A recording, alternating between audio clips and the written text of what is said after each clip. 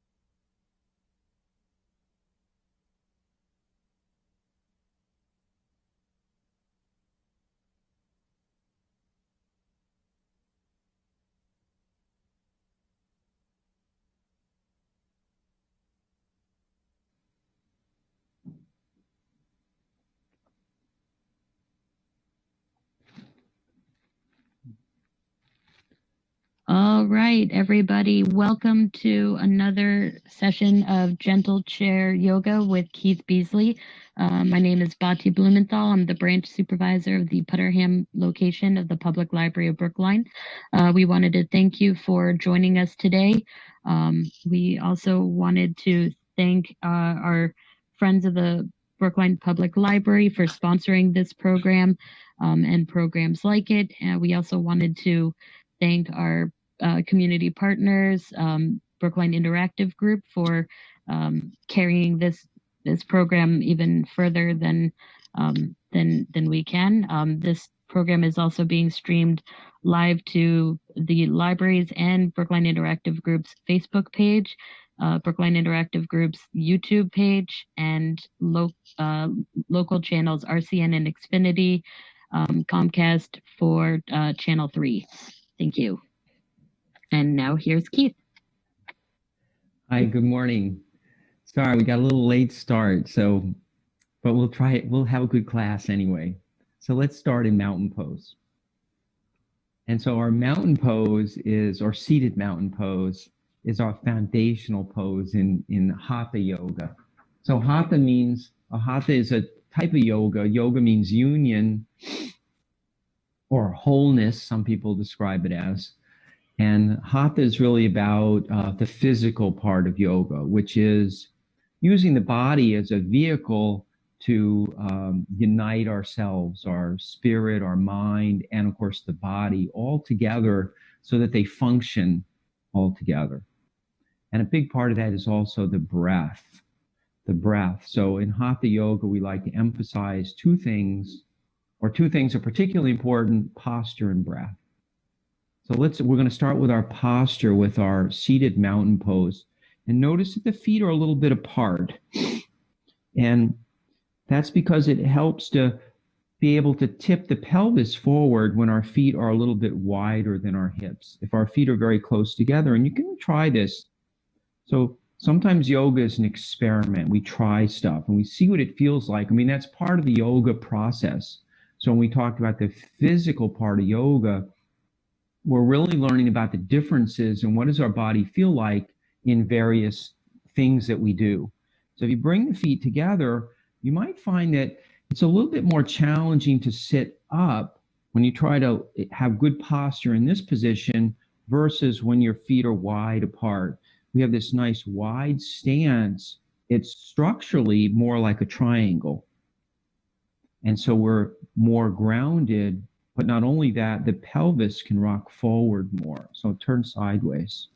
So it's important when we talk about posture to maintain the three curves in the spine. We have the lower lumbar curve down here. It goes in. We have the thoracic curve here between the shoulder blades. It goes out, faces that, or goes out that way. And we have the cervical spine here, which is going in.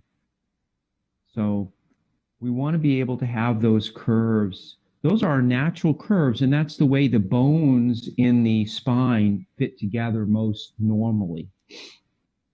If the spine is too flat or too bent, then instead of the bones sitting evenly, we have the discs here, and then the bones sit with the disc in between. The bones will be either too pressed on one side or pressed on the other, depending on whether or not you're flat or round. So we always want to have that nice curve. So try feet are apart and then gently press the feet. Gently press the feet. And if it's hard to press them, if it's hard to feel that pressing, try leaning forward a little bit. And then you'll begin to feel the weight coming into the feet. And as you feel the weight coming into the feet, press yourself back up with your feet so that it's like we're lifting up through the body like this. So try that a couple of times and press down and come back up. And that's the feeling that we want. So we want these the quadriceps here to be engaged when we're seated like this. So this is an isometric contraction. And there's a very tiny movement as I contract these muscles. Because there's no movement here but in the joints, the muscles can only contract a little bit. And I don't know if you can see it, but there's a little, if you contract the muscles, actually, if you put your hands here and you contract the muscles, you'll feel them, they lift up slightly and they get firmer. And these are our foundations. So we have our feet, we have our quadriceps here, and then we want to lift the ribs up and at the same time engage the belly slightly. So on all these muscular actions that we're doing, we want to be not overdoing. So think about maybe half effort. If you do too much effort, you tense, and then that becomes counterproductive. So we're engaging, pressing the feet, quadriceps are engaged, belly moves back slightly. So you can even think about moving the navel back. You can even find your navel. So this is a useful thing too. Take your finger and poke at your navel like this, and then move your navel back by pressing with your finger. And we want to be able to feel the slight contraction in the belly here, a little bit. And that's going to help support the back. So that's a very important part of our posture, is the abdominal muscles supporting the back. And then we're going to lift the ribs up. You can even take the fingers and very gently guide the ribs up to give them that feeling of movement. So one of the things that we learn in our yoga practice is that to be able to actually engage a muscle or do a movement, we actually have to be able to feel it. If we can't feel what's going on, then the brain has no way to tell it what to do, that part of the body, what to do. And we don't have any feedback. So we don't actually even know if we're doing it if we can't feel it. So part of our yoga practice is developing feelings in the body, whether it's the legs or even the toes. Let's actually go down to the toes and see if you can lift your toes up a little bit like this. Hopefully you can see my toes. Let me move back just a little. So I'm leaving my feet on the floor and I'm lifting my toes up. Okay, let's go back. So let's press the feet and then lift the ribs, belly's engaged, and allow the chin to come down slightly. So I'm not tucking the chin like this, but I don't want it to lift. For a lot of people, it lifts up like this. So we want it to be the face looking straight forward, a neutral position. And then we're going to add some movement and breath. So we're going to bring the hands like this, and we're going to inhale up, and then exhale, let the hands float down. So we're following the breath here. So we could do it, you could have the breath follow the movement, but we want the breath, the rhythmical part of the breath, to control the movement. So I'm thinking about, I can pause here for a moment, and then as I inhale, I let the hands float up. And then as I exhale, I turn the palms out and they float down. So I'm going to keep doing this a few times. Keeping my shoulders relaxed. I also you'll notice sometimes I close my eyes. So when I close my eyes, there's no distractions. Like you might have seen the cat earlier. So the cat's right over near the computer. And he moves around a little sometimes. So it's a distraction a little bit, or can be. So when I close my eyes, I'm not as distracted by anything because I'm not watching. I'm more engaged with feeling. And I'm using just partial effort here. So maybe 30 or 40% effort with the movement, focusing more on the breath. So as I inhale, I'm feeling the belly open. I'm going to move my hands down just so I can point, but keep the hands going in a circle if you can. You can always, so if your arms and shoulders get tired, you can always rest. So that's the other thing in our yoga class, is that it's really your yoga class. And I can't feel what you're feeling. But the rule of thumb in yoga is, it's a Sanskrit word. It's called ahimsa from the Sanskrit language. And it means nonviolence. So, if we're overdoing and we're getting tension and strain or pain, especially, we're overdoing and we're being violent to ourselves. We don't want to do that. And so let's go the other way now. So just pause for a moment with the hands in front and take a breath. And then as you exhale, release the hands down. And then as you're going to inhale, I turn the palms up and I inhale, and then the hands float up on the inhalation. So there's exhaling, they're floating down. Inhaling, they're floating up. So the up and down part with the breath is the same as before, but now because we've changed the direction, the hands are together when they float down, and they're apart when they float up on the inhalation. Shoulders are relaxed, face and eyes are soft. This is a way that we start to warm things up a little bit. And that's an important part of any physical exercise practice, is we need to make sure that we warm up to help avoid any kind of problems, to help avoid pain or injury. So, and of course, if you're ever feeling real pain or discomfort when we're doing these exercises, please stop and wait for the next exercise. And let's take a couple of breaths. We'll call this cactus breath, because we inhale and the hands, we look kind of like one of those saguaro cactuses. So the hands are swinging open and then swinging back. So we're inhaling and exhaling. And you have a few choices here as to how high the hands are. So you could work with the hands down here. It's a little easier on the shoulders. It also opens the back of the body. The feeling in the back of the body is different versus the hands being up here. Just the elbows no higher than the shoulders. So we always keep no elbows no higher than the shoulder. And this one. And then let's try giving ourselves a little hug like this. You might not have had a hug recently, so it's nice. So in lieu of reaching the shoulders, you can also reach the elbows or reach the triceps here. So for some people, the shoulders might not be comfortable. So it's okay to wrap yourself around like this. What we're really working on here is that, and I'm going to turn around so you can see, pardon my back, that when we open like this, the shoulder blades are coming together. The two bones here come together. And when I wrap my arms, they really spread apart. So there's this movement in the thoracic area. That's an area that's often stuck with, it doesn't move well in a lot of people, especially if you use the computer a lot and you're like this. We tend to hunch over and the shoulders come forward. It's very common. We all do it. I do it too. And we all suffer because of it.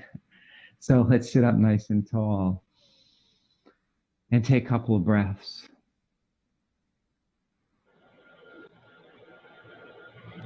So I'd like to start with one Om. So the sounds that we make in yoga are really yoga for the voice. The vocal cords are muscles and they need exercise in order to function properly. So, I didn't mention that the back of the chair. So I'm not sitting against the back of the chair yet, but I may at some point, but you have a choice.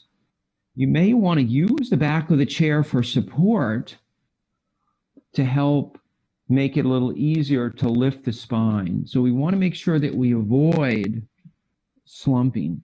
So this is an exaggeration, but after we sit for a while, we often kind of just slump over. Our muscles get tired. They can no longer support the back. So that's a time where we can either stand up, which we won't do right now, or you can slide all the way back in the chair. So we need to give our back a break and give it something different. So like right now, I'm leaning against the back of the chair. It's actually quite comfortable. Although this chair is it's a wooden chair in the back, so it's kind of hard. So A little padding might be good for the back of your chair. And ideally, you've got a chair that is relatively flat. So I'm going to turn the chair so you can see. Since we haven't had this class in a while, I'll cover a little bit more of some of the basic things. So this chair is relatively flat here. Some chairs lean back so that the seat of the chair looks more like this. These aren't the best chairs because it's hard to sit up when the butt's dropped back in the chair. So flat chair is good. So if you don't have as flat a chair as you'd like this time, you can get it for next time. So you can use the back of the chair or not. I'm going to still stay forward in the chair for now. And it's a little bit more challenging. So you have to decide which one you want to do. And so we're going to try an Om. And then I'd like to also do something called Brahmari. But let's make the sound of Om. So the Om sound is actually 3 sounds. They're strung together, one after the other, just like, it's really just like singing. So the first sound is the ah sound. So please, if you're inclined, please try it with me. With ah. So you go to the doctor, they want to look in your mouth, they say open wide, and you go ah. And people might like you're singing. That might be kind of fun the next time you go to the doctor. And then it's oh. So notice the shape of the mouth changes from big mouth. This is the ah to the oh. You can even pucker a little bit. I'll turn sideways so you can see. And then the last one, we close the lips. And it's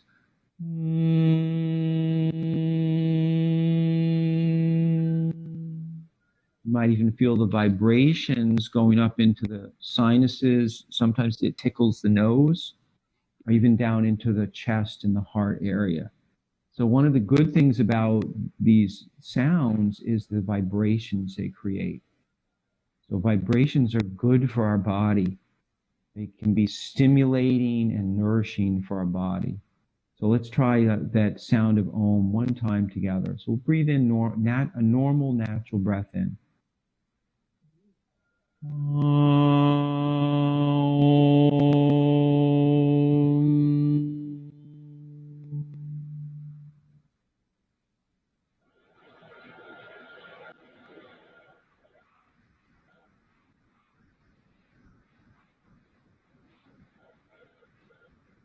It's nice to pause after that and just listen to the silence. After we have a big sound like that, everything becomes very silent. Maybe not totally silent because there's other noises, but our mind can become more silent. You know, so that's a nice, some people may call that peace or serenity, or it's what you might even feel like if you're doing some meditation. Everything becomes peaceful, and it makes you feel better, makes us feel better. Some of the other stuff in our life becomes, it doesn't go away, but it becomes less intrusive. We're not bothered by it as much. And that's a really nice part of a yoga practice, is that things are still there, but they don't bother us as much. And we're going to do something called Brahmari. So this is also called the Bumblebee Breath. And we'll start out, I'll just demonstrate it once. Imagine there's a bee flying, comes in from the side of the room. As it gets closer to you, it gets louder. And then as it flies out, there's a window over here. As it flies out the window, then it gets softer. So the sound starts soft, gets loudest, and then gets soft again and disappears. So it goes like this. It's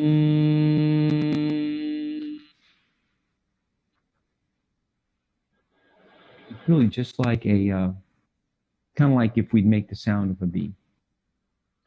And the most important part is to do it smoothly with a nice up and then a nice down. Doesn't matter how loud it is, and doesn't really matter how long it is. The smoothness is what's important. So we're really we're teaching the vocal cords better control.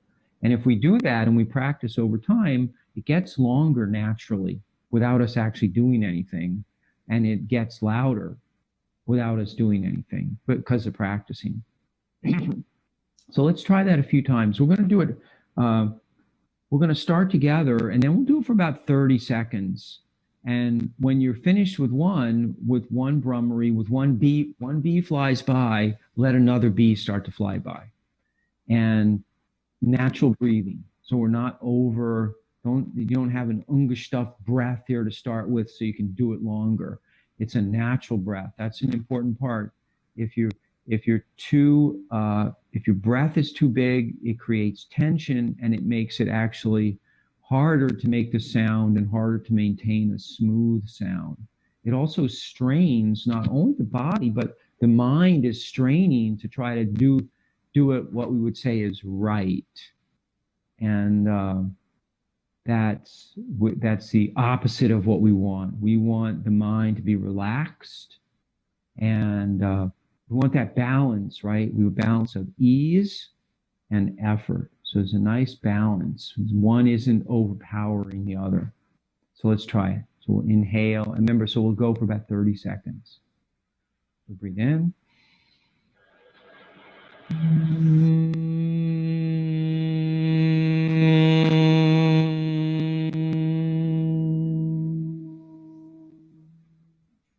Nice natural breath in.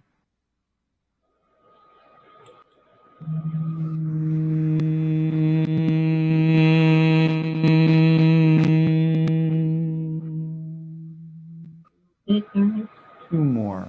Do two more.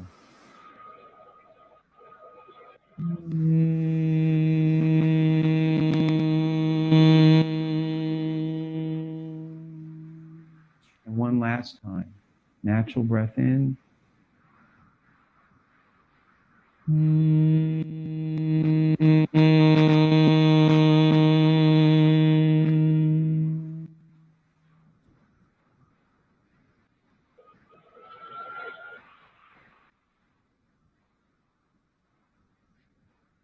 Listen to the silence again.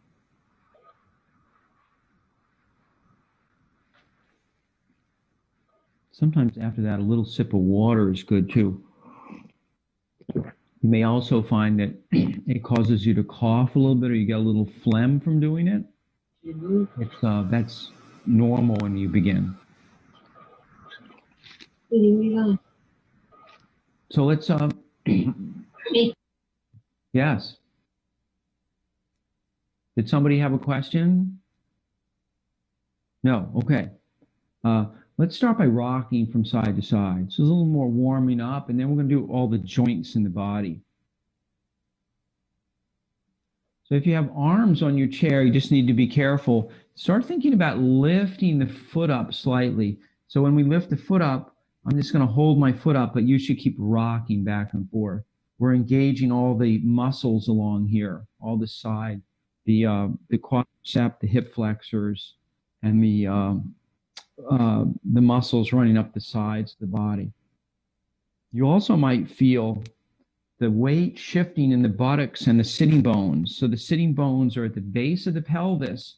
They're the bony things that if you have a firm chair like this, a wooden chair, you may feel the bones rocking back and forth. And for some people, that might not be the best thing to do. So we don't want to injure ourselves, especially if you have any bone issues. You might want to take even just a blanket. So if you have a really hard chair, you might want to take a blanket and put it there.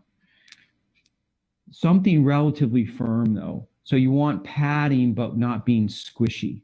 So this is actually, this feels better than the other way.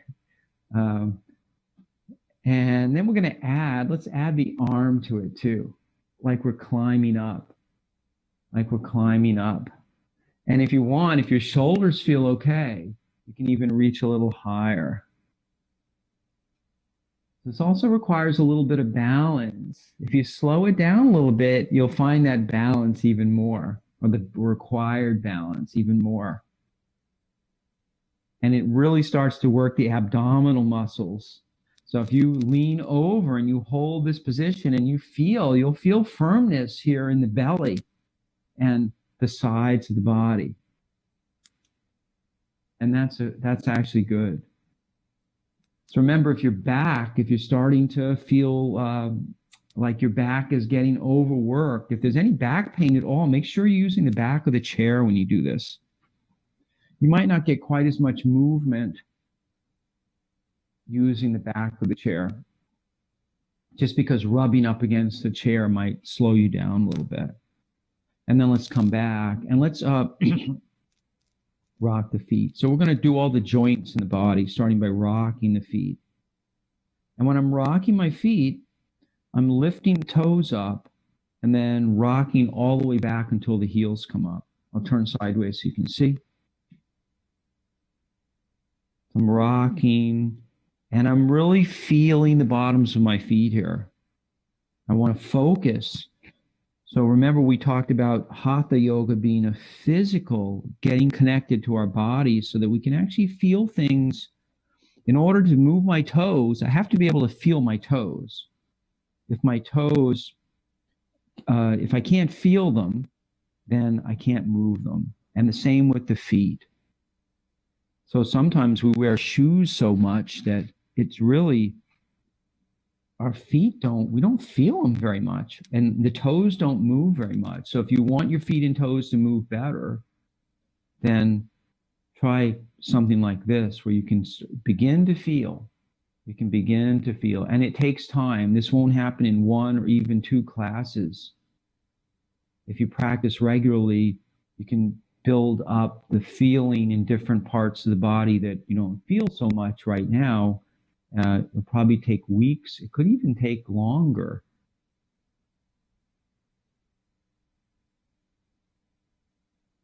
And then let's add the hands to it. Let's do the hands first.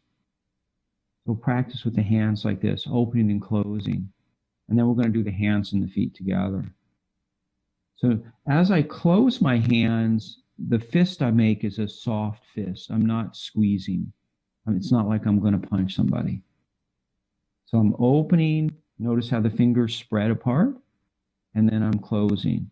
If you have discomfort in your fingers, if you have any arthritis in the fingers, try to work so that you're not creating pain. The old adage, no pain, no gain, is not taught in yoga. We didn't get that from yoga. And actually, creating pain in the body tends to create tension, and tension tends to create problems for us. It makes us not feel well. People who have pain all the time are, life is more challenging. And then let's add the feet to it. So as we open and close the hands, start to rock the feet so that as you open the hands, either the heels or the toes are lifting up. So we get to the end of the movement for each one at the same time. So the middle of the movement is the same, is happening for the feet and for the hands.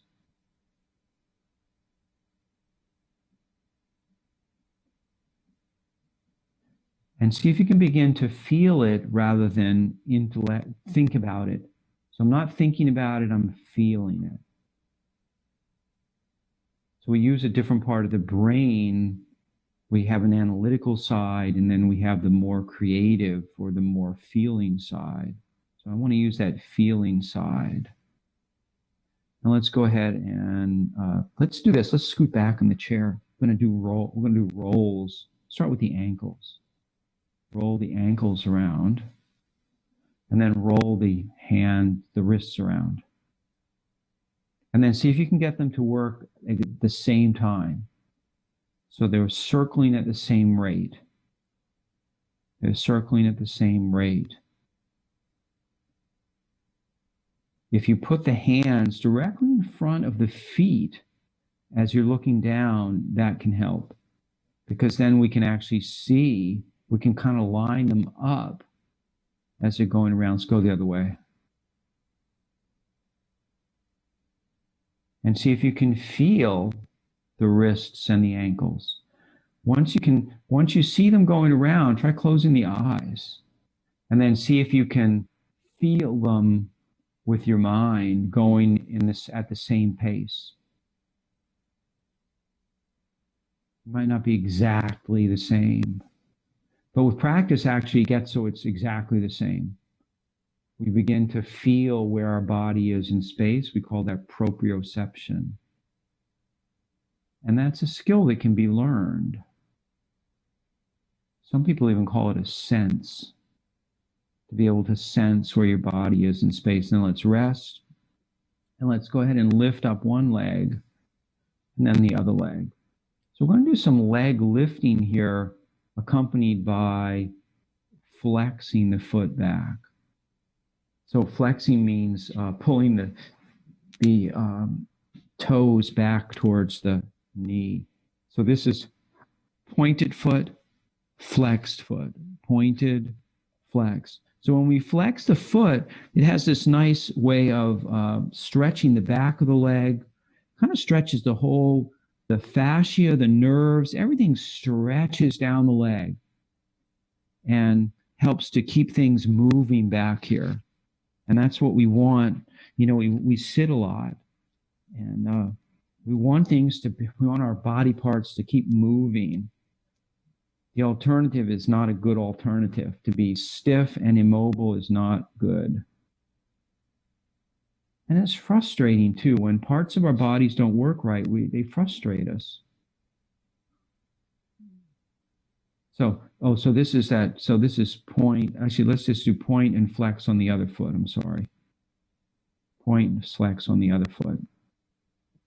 And this is an important movement because of the flexing the flexion of the front of the ankle that can tend to decrease over time with age. So let's do one. We flex the foot back and then down, and then we flex the foot back and then we release it back. I'm not pointing it so much, but I'm not flexing it as I'm coming down. I'm relaxing the foot. Comes up, I flex, I relax, and come down. Come up and flex, relax, and come down. Come up and flex, relax, come down. A few more times. And remember, we want to have a good posture. So if you need to adjust yourself, feel free to do that. Feel free to keep yourself lifted in the chair. You could even, if your chair allows you to, you could even have your hands down here to help lift the spine up here when you do this. It's a little extra effort. It also does a little bit of work with the arms and the shoulders, but just a little bit of pressing. So I'm not trying to lift myself out of the chair with my arms. That's a different pose.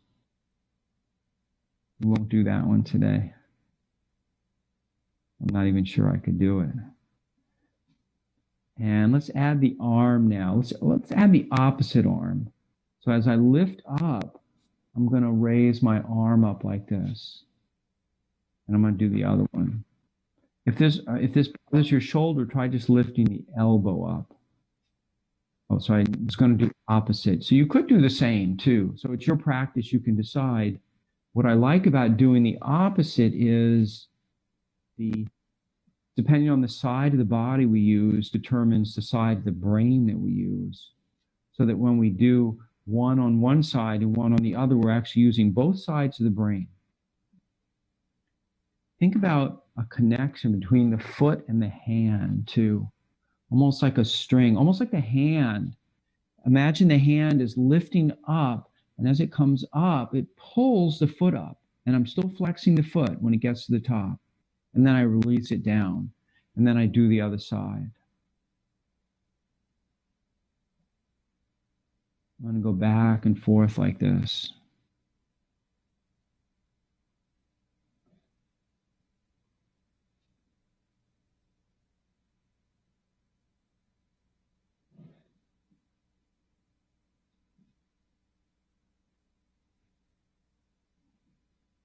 You could even work, if you wanted, you could work with both hands.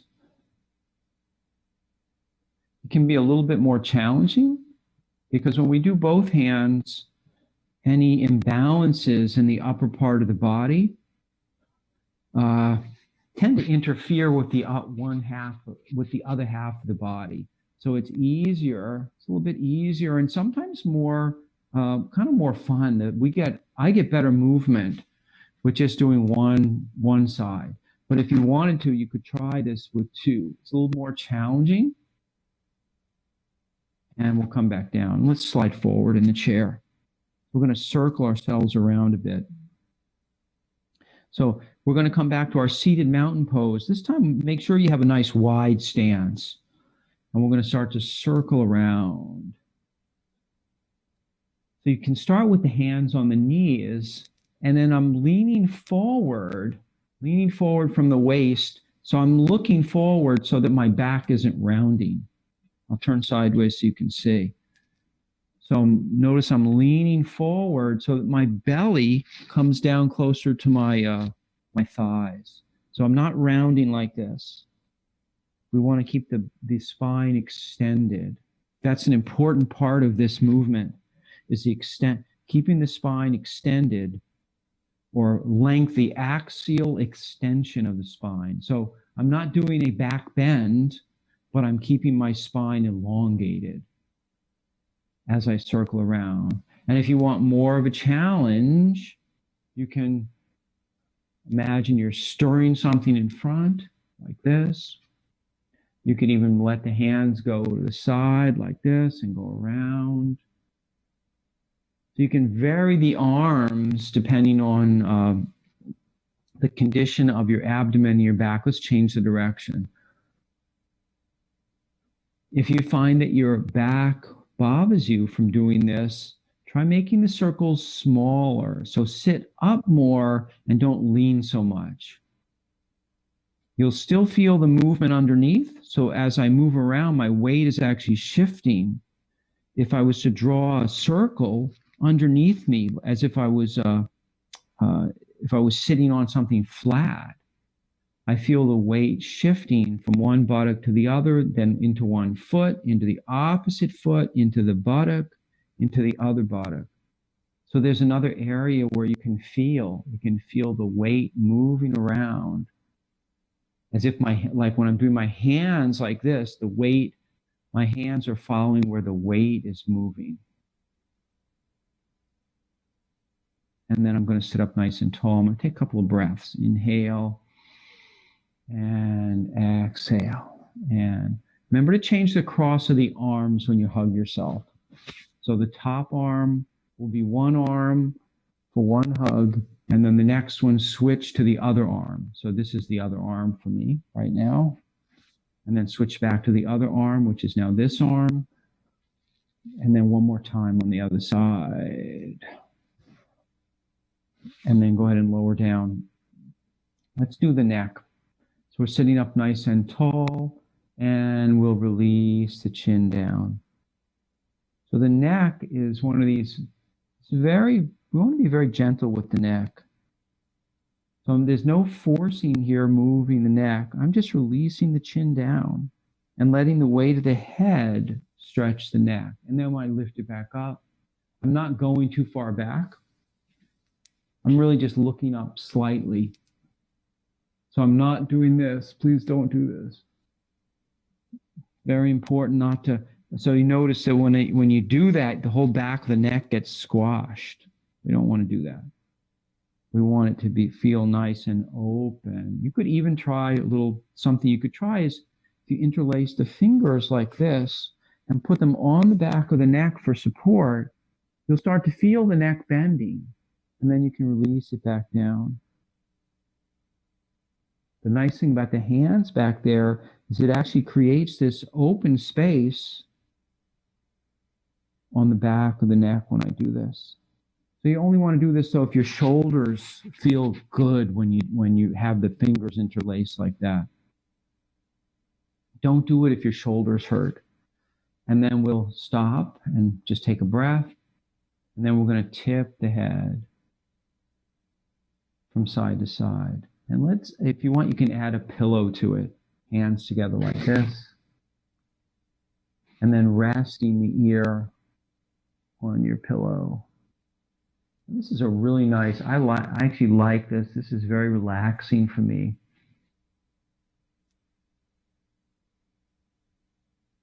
Especially since it gives the neck muscles here on the side a chance to rest and stretch. And then we'll do it once more on each side.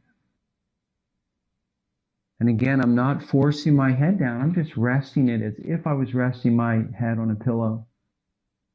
And then I come back up. And then we're going to turn the head. Consider closing your eyes here and going nice and slowly. Thinking about only turning where it feels easy to turn. So it's not, this is not about increasing your range of motion, although that may happen as a result of this. It's not, forcing your head over is not probably going to help you. It's really softening and relaxing the head and the neck enough where it becomes easier. So the muscles, in order to turn, often need to actually relax in some places. And again, that gets back to that idea of balancing ease and effort. We have to have some muscles that are working and some muscles that are relaxed to do any of these poses. And then come back to the front. And let's circle around. Let's start out, we're going to hold one finger out like this. We can start with I'll mirror you. We'll start with our left hand. And start to circle the index finger around. So hopefully you can see my index finger going around. And then I'm going to start to move my wrist around. If you find that the whole arm starts to move, you can actually gently hold the wrist and circle the wrist around. And now we're going to start to let the hand and the elbow turn around. And you could, so if you find the whole arm starts to move, you could also hold the elbow gently here and let the elbow. So notice when I hold the elbow, my shoulder doesn't really move. And then I'm going to let my shoulder begin to move around. And I'm going to start to make the circles a little bigger. And I'm only going to go so far as is comfortable. So for some people, you might make giant circles. And for some people, you might be like this. That's okay. And then we're going to go back the other way. And then we're going to start to make the circles spiral in. So they get smaller and smaller and smaller until only the elbow is moving. So now my shoulder is not moving. Remember, you can gently hold the elbow if you want to stabilize the upper arm. And then the wrist. You know, holding the joint is actually a nice way in the beginning, because sometimes we don't have the ability, you know, as we begin to move the joint, the whole, we often move things in groups, parts of the body in groups, and then we'll do the finger. That finger again. Now let's do the other side. So start with the other hand and begin to move the finger. It doesn't matter which way you start. And go a little slower. You might notice, so this is my dominant hand over here, and this one doesn't work as well, the other side. It's more jerky, more kind of herky-jerky with the circles. And I'm going to do the wrist. Remember, if we're holding the joint like this, we're very lightly holding, just enough to keep it to give it some stability. And then I'm going to do the elbow.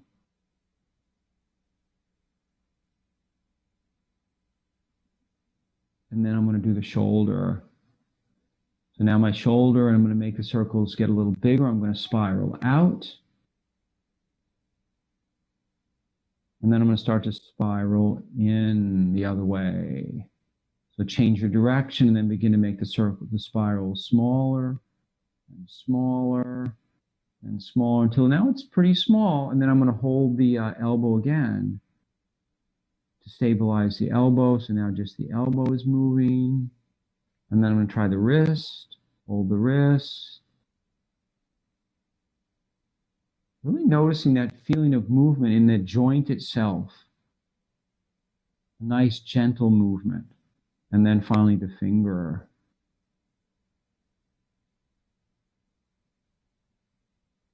This finger doesn't even want to make a circle. It wants to go like this. It wants to flap up and down. So it goes to show you some imbalance. So we all have these imbalances where like this finger goes well in a circle, this finger doesn't go so well. And that's just life. That's the way we are. I always think of the lobster with the big claw and the little claw and how they do stuff. And let's see. So we're doing all the joints in the body. We did the toes and the ankles and the knees and the hips. We just did the neck and the shoulders and the arms and the elbows. So I think we covered everything. So let's do a few cactus breaths again. So we're going to inhale and exhale, and then inhale and exhale. So we're going to transition. You have a choice here. You can stay seated, or we're going to stand for a few poses. So you'll be able to do these seated or standing. So we're going to come to our mountain pose. So mountain pose seated is as we began in the beginning of the class, is like this. And mountain pose standing is essentially the same pose with the legs straight.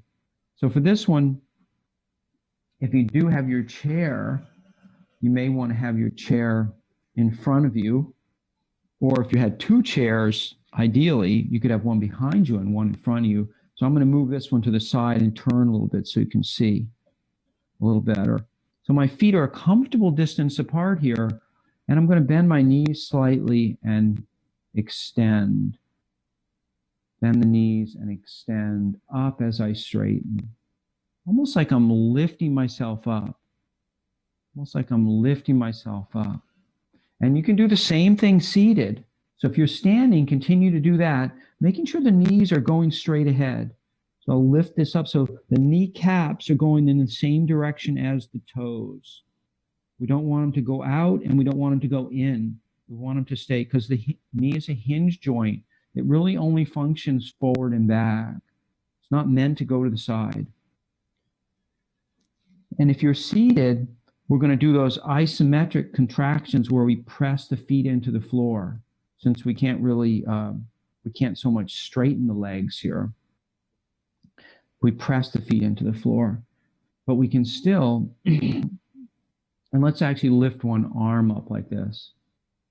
So you might not be able to see my hand up there, but I'm just reaching up and then coming back down. So my arm is lightly extended. My fingertips are lightly extended like this at the top.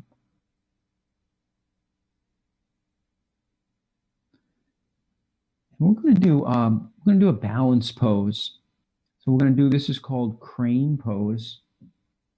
So you might want to have your chair, and you can rest your fingertips on your chair like this. I'll turn sideways so you can see. You can also do this seated. So same thing. So if I'm resting my fingers like this, and then I'm going to lift up my knee like this, and then I'm going to step down. If you want more of a challenge, if your balance is good, you can just lift up like this. So we're going to start, this is, in the beginning, it's almost like marching. So if we were to march, actually, let's try marching for a moment. Just like walking, just like marching. Thinking about lifting the knee straight up. So sometimes when we lift the leg up a little higher, the knee goes out like this. We want to avoid that. We want the knee to come straight up, even if it doesn't come as high. Don't worry about how high it comes. Think about lifting it straight up, as if you're going to step up onto a stair or even onto a curb.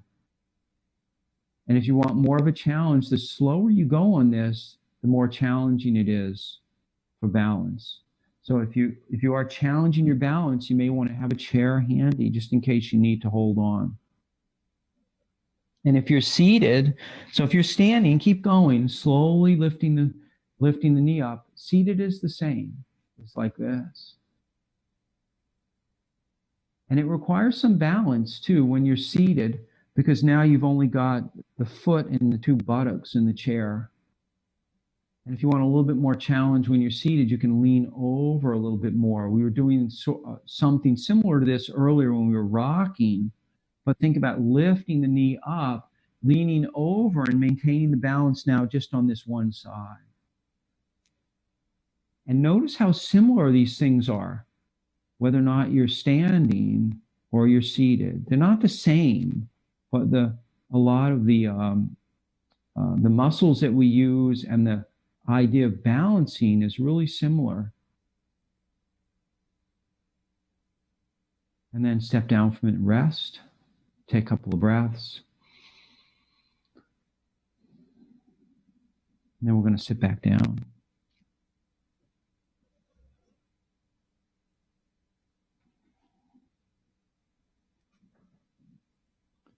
So we're going to start to cool down a little bit. And to cool down, we're going to use that movement that we started with at the very beginning. So as we inhale, we let the arms come up and we let the heart open. So think about feeling what does this feel like now, and see if you can remember what it felt like when you started in the beginning. Hopefully it feels a little more, the movement feels a little easier to do here. It might only be a little bit easier. Sometimes it could be a lot easier.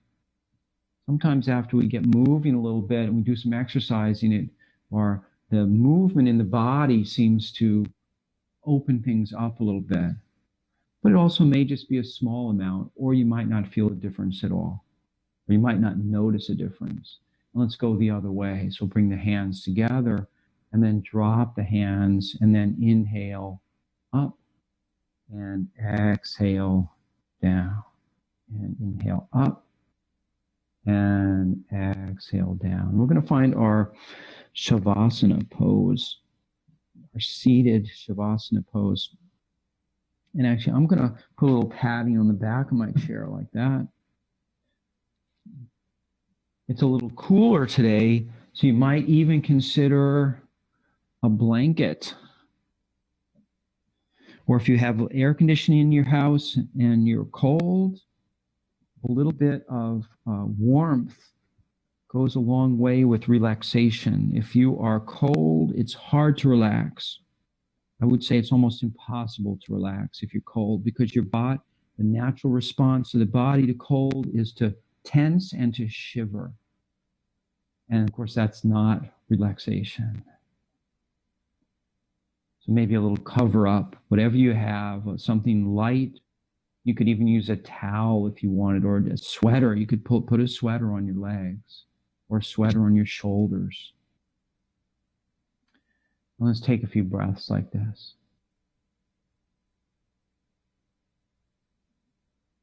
And each time I inhale, I want to feel a gentle lifting in the body, but without too much effort. I'm really just trying to make sure I'm not slumping here. So there's this gentle lifting, and then as I exhale, I soften, I relax the shoulders.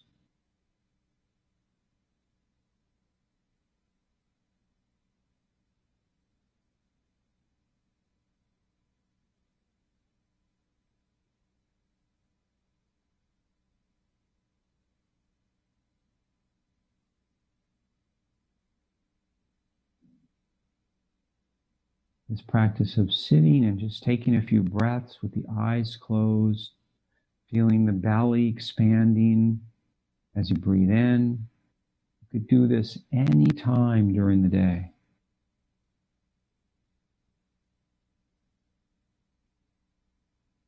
Anytime you need a little break, you can even go in the bathroom and do it. Just go in, as if you're going to the bathroom, go in, shut the door, and just sit for a few minutes, take a few breaths, and it's a nice way to calm everything down. Especially since for many of us, it's hard to get outside.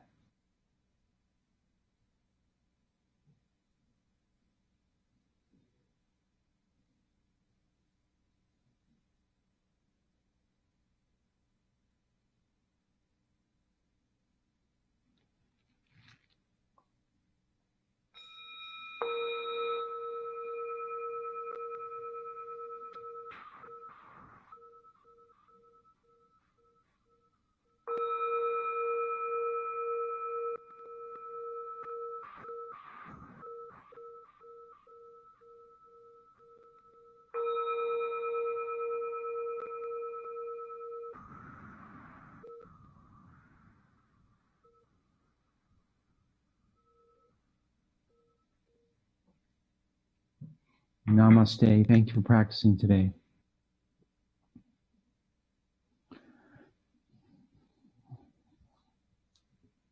Thank you, everybody. This is Batya Blumenthal, branch supervisor of the Putterham location of the Public Library of Brookline.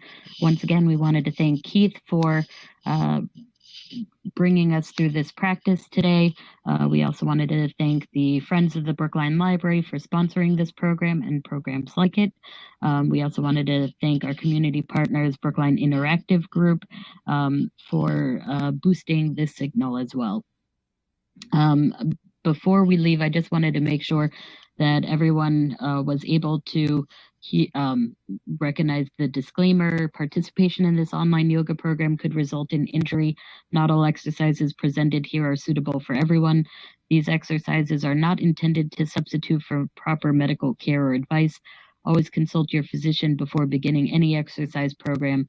The creators, teachers, and producers assume no responsibility for injuries from participation in this program.